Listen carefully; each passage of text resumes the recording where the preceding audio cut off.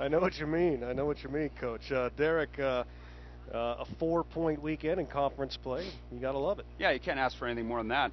Um, I thought we played pretty well for 50 of the 60 minutes. I thought we got away from our game in last 10 minutes of the second period when we made it 4-1. I thought we got a little point hungry, a little cheating to the offensive side, um, doing things that we didn't do when we got that to get the 4-1 lead. But a good overall game. I thought we were good from the net out. We worked extremely hard. We sold out, and we got accomplished what we needed to accomplish. And anytime you can get 4 points in a weekend, you got to smile and move on and worry about the next weekend. Yeah, you guys fall behind 1-0, but that's not unfamiliar territory. And what a way to break out of that, though, and take over 4 goals in a span of 12 minutes and 37 seconds. I liked our resiliency when we're down 1-0. Things were going our way except for the goal. We had a lot of chances. I thought our power play was good. We were working hard. We had their goalie was making saves, and when the puck bounces in, we got a little bit of puck luck off them, and then Zach Hervado buries one in the slot and had a really good start to that second period. And then once we scored that fourth goal, it was we changed our tune a little bit for the rest of that period.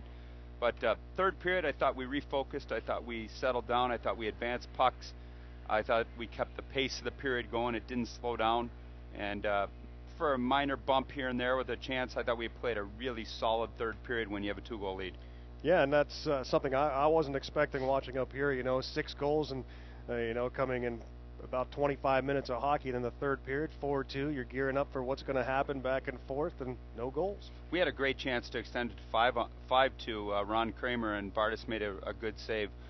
I think it got a little chippy towards the end. I thought play within the play wasn't that chippy, but there was a little extracurricular after the whistle. But really proud of our team, proud of the weekend, and proud of how we played. I think, you take those. 14 wins. We're one short of our all-time program high, and a lot of hockey left to play. And it's going to be, every game's going to be like this. The parity in Atlantic hockey is tremendous, and there's not, as we talked about yesterday, the points separating top to bottom aren't that high, so aren't that wide.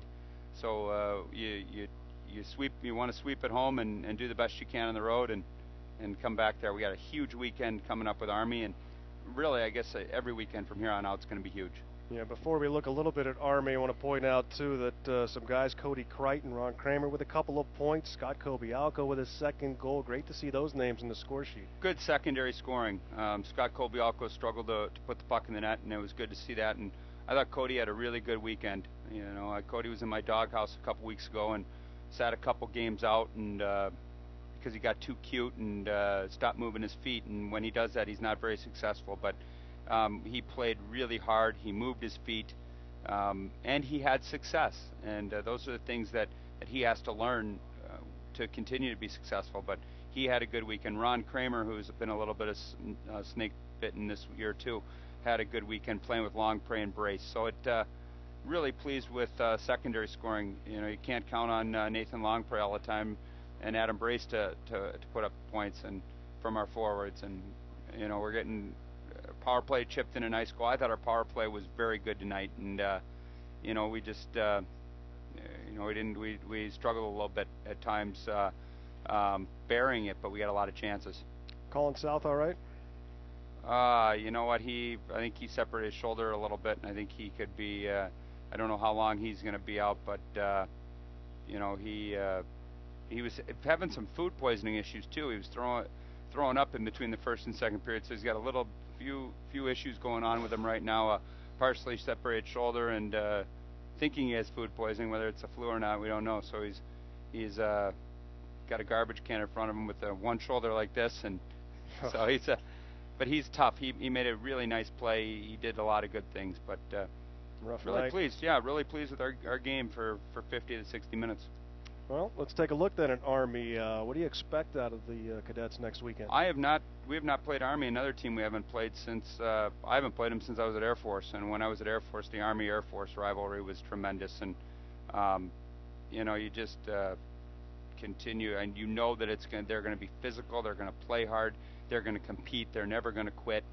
And Brian Riley's a very good coach, and he gets his guys playing hard. And Tate Rink on West Point's campus is a tough place to play, and they're very good in their building. And we've got a weird schedule. We play at 7 o'clock on Friday and 2 o'clock on Saturday, so it quick turnaround. So we got to make sure that we're ready to play. They had to change the game because of nationally televised basketball doubleheader. So it's going to be a good weekend, a challenging weekend, as is every weekend in Atlantic hockey. All right, Coach, thanks a lot. Congratulations on a good weekend. We'll see you in a few weeks. Thank you. Coach Derek Schooley.